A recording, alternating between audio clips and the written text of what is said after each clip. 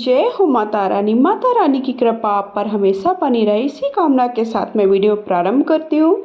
तो अष्टमी और नवमी के दिन कन्या पूजन के पहले हमें ये पूजन करना है। तो पूजन अष्टमी या नवमी, जिस दिन भी आप कन्या पूजन करने वाले, जिस दिन भी आप आखिरी दिन कन्या पूजन करेंगे, उसके पहले हमें ये घर की जो माता रानी की पूजा है, जो महाप्रसाद है, वो आपको अवश्य चढ़ाना है। तो सबसे पहले आपको पूजा कैसे करनी, मैं आपको ये वीडियो में बताने वाली हूँ।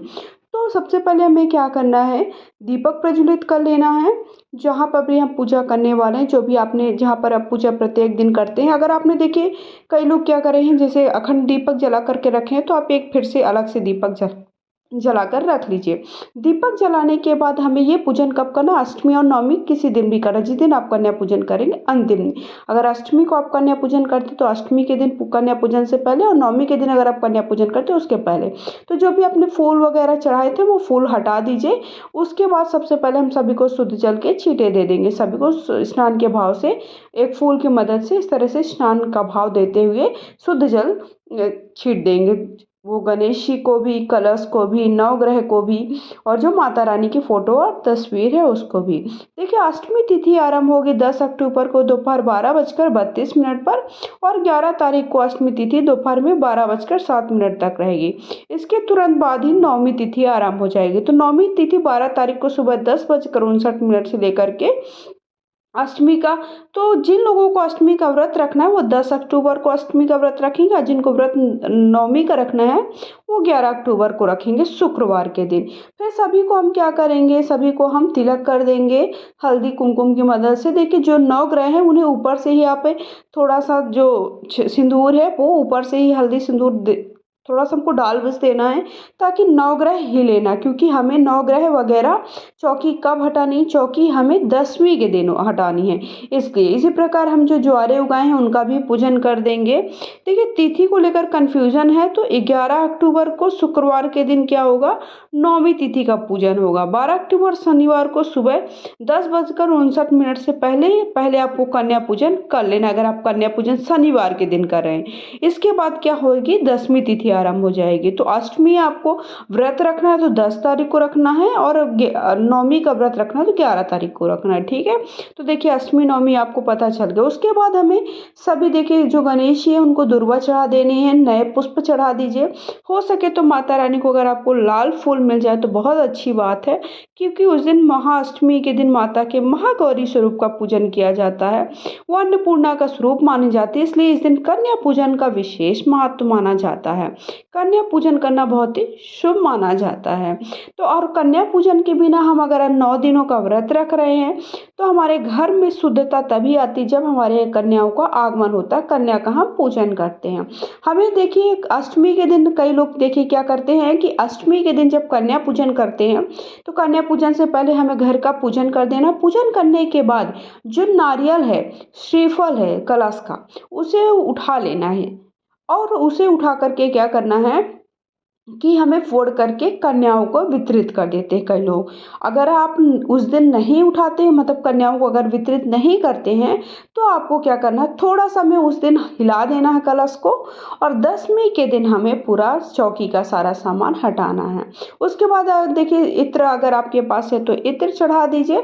उसके बाद आप देखिए प्रत्येक दिन हमें ये चढ़ाना ही था भोग में, बतासे का भोग जरूर माता रानी को लगाना चाहिए, और अष्टमी नवमी के दिन भी बतासे का भोग लगाए। बतासे के भोग के साथ साथ हमें मेन भोग होता है हमारा जो होता है वो हलवा पूरी खीर का भोग होता है। हलवा पूरी चने खीर का भोग होता है, जो कि हमें भोग लगाने, कई लोगों के देखिए जो कढ़ाई होती है 8 दिनों तक नहीं चलती है, अष्टमी के दिन ही वो कढ़ाई चढ़ाई जाती है, और अष्टमी के दिन ही ये भोग प्रसाद बना करके कन्या का पूजन किया जाता है। तो अगर आप अष्टमी के दिन व्रत रख रहे हैं, कन्या पूजन कर रहे हैं, तो अष्टमी के दिन ये भोग माता रानी को जरूर चढ़ाएं। इसमें हलवा है, पूरी है, और काले चने का प्रसाद होता है, काले चने की सब्जी होती है। इसी प्रकार से अगर आप नवमी को कन्या पूजन कर रहे हैं तो नवमी की सुबह आपको पूरा पूजन जैसे मैंने करके बताया वैसा पूजन करें, ये भोग प्रसाद चढ़ाएं। उसके बाद आप कन्या का पूजन करें, कन्या को बुलाएं, कन्या को अगर आप कन्या पूजन कर रहे हैं तो कन्या पूजन को यथासंभव आपके पास जितना हो सके उतना दक्षिणा दे दीजिए, और कुछ उपहार जरूर दें, क्योंकि अगर कन्याएं खुश होती हैं तो माता रानी भी खुश होती हैं। इसलिए आप चाहते हैं कि अगर अगर कन्या खुश रहें तो माता रानी खुश रहें। तो हमें क्या करना है, उपहार स्वरूप कुछ ना कुछ कन्याओं को अवश्य देना, जितनी आपकी सामर्थ्य है उतना दीजिए। जो भी आपने देखिए, आपने जो हलवा पूरी का भोग लगाया है, उसके बाद हमें एक लोटे में जल अवश्य रखना है। वो जो लोटे का जल है उसे सूर्य भगवान को अर्घ्य दे देना और 3 बार हमें जल घुमा देना जो भी आपने भोग चढ़ाया है।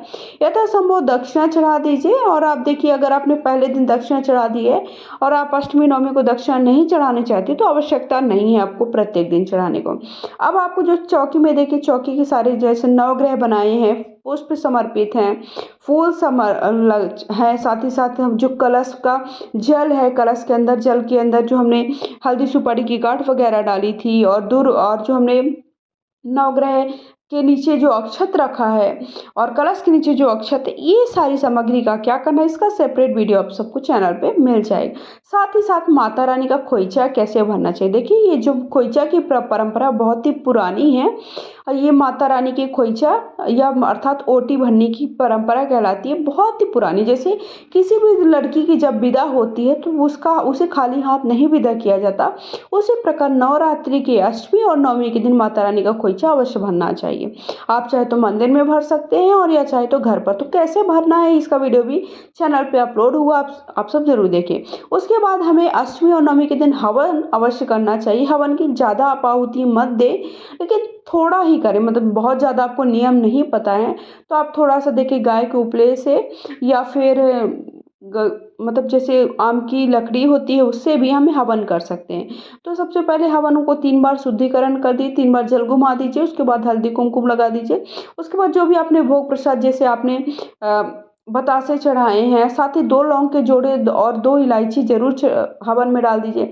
इसके साथ साथ अगर आपको हो सके तो पान का बीड़ा जरूर लगाइएगा। तो पान मीठा भी चढ़ा सकते हैं और ऐसे नॉर्मल भी पान आप बीड़ा लगा करके हवन में आहुति दे सकते हैं। फिर इस हवन को देखिए जलने दीजिए, अच्छे से चारों तरफ घर में घुमा दीजिए। माना जाता है जो हम हवन करते हैं ना, वो हवन सीधे हमारे भगवान, जो हम भगवान के सामने हवन करते हैं, वो सीधे उनके पास तक पहुंचता। अंत में हमें आरती कर लेनी है गणेश जी की।